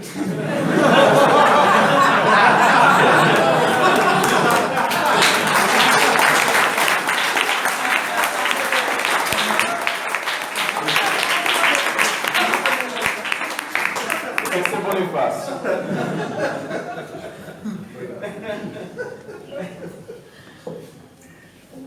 Boa noite, Flávio. Boa noite, pessoal. Boa noite. Só queria dizer rapidinho que eu vim de Pernambuco só para ver essa palestra mesmo.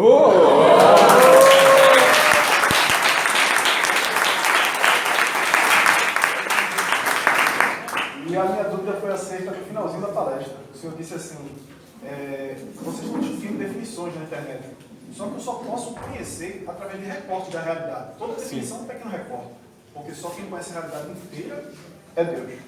Aí, se eu só posso conhecer a realidade através de pequenas definições de termos, de coisas, enfim, como é possível discutir um assunto sem definições?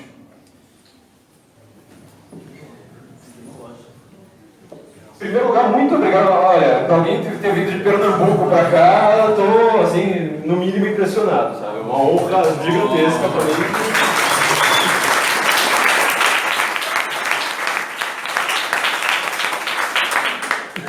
Sobre a sua pergunta, curioso, eu acabei de gravar o podcast dessa semana, vai ser exatamente sobre a sua pergunta, mas dando um pequeno spoiler, eu acho, minha análise linguística a respeito das questões políticas debatidas no mundo é que a gente está vivendo uma linguagem dessubstancializada. O que eu quero dizer é que a gente está vivendo uma linguagem desconceitualizada, cuidado, não é descontextualizada. Ou seja, a gente não tem mais o conceito. O conceito na filosofia escolástica é uma coisa completamente... é muito difícil de você chegar. Pensa no conceito de um gato, pensa no conceito de uma cadeira. Ele envolve todas as cadeiras que você já viu. Todos os gatos de todas as cores, raças, formatos, sem perna, tudo que você já viu. Uma cadeira, a mesma coisa, pode ser cadeira de balanço, pode ser cadeira de escrever, cadeira... O conceito dessas coisas é uma coisa bem difícil de você conseguir, até na materialidade, até falando de coisas materiais. Imagina na política, ou seja, você usa um termo, depois você usa o mesmo termo com outro significado, etc. Então assim, a gente está vivendo uma discussão realmente sem conceitos. Sem contar, esses conceitos políticos, eles já são meio capilosos e tenebrosos por definição. Você veja, por exemplo, até o tema da minha palestra, república ou politeia, do que eu vou chamar, você veja que em vários momentos eu tive que trocar de um para o outro. Eu não consigo falar um só. Para o Platão é uma coisa, já na hora que o Cícero traduz o próprio livro do Platão, já virou outra coisa. Então, assim, realmente, é muito difícil você conseguir fazer uma coisa dessa. Minha ideia é sempre assim, primeiro, imite Sócrates, vai lá fazer, mas o que você está querendo dizer? Qual que é a sua definição? Vamos ver se ela bate?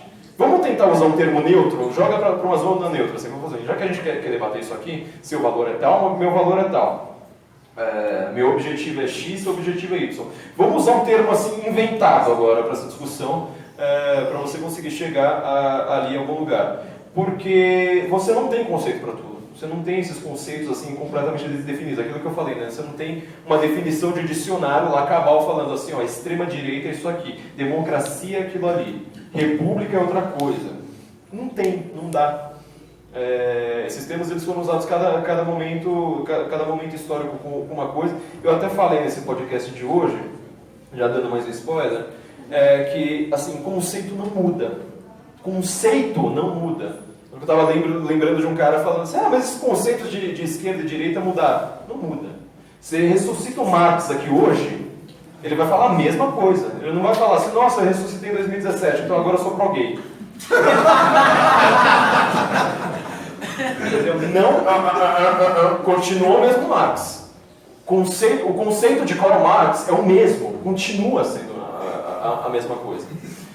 O que a gente troca são as palavras. Então, quer dizer, a gente não consegue chegar a conceito porque a gente não está formando coisa. Para você ter um conceito de gato, você precisa ter visto vários gatos, etc.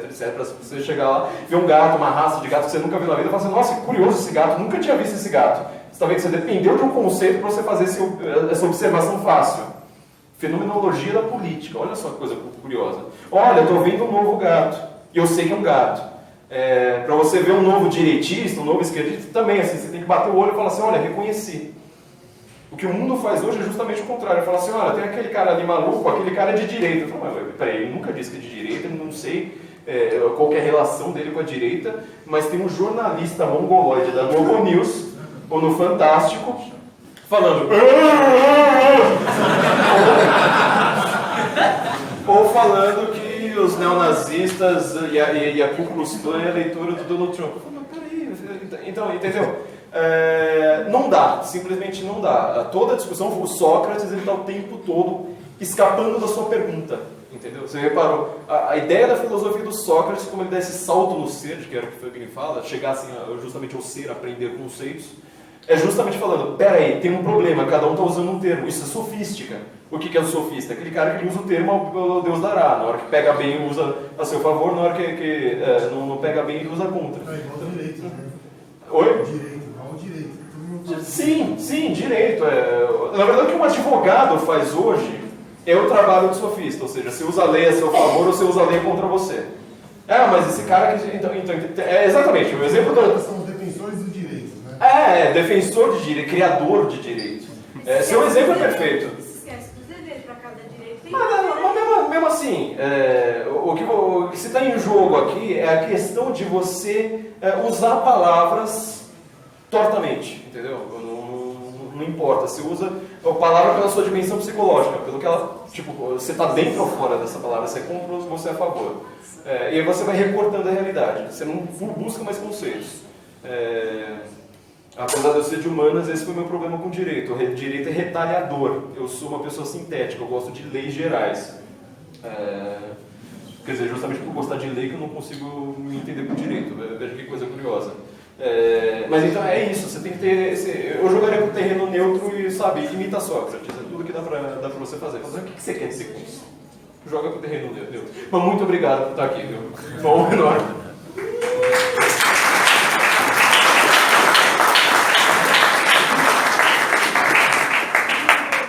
Pessoal, infelizmente temos que encerrar. Rodrigo, Muito obrigado. lembra do Padre Paulo Ricardo amanhã? Padre Paulo Ricardo amanhã. Olha, Padre Paulo Ricardo celebra a missa aqui amanhã às 18h30, viu? Tá bom? Quem for católico, está convidado. Olha, aqui. Aqui não, na igreja. Não aqui, na igreja. Pessoal, até o ano que vem. Muito obrigado. Obrigado.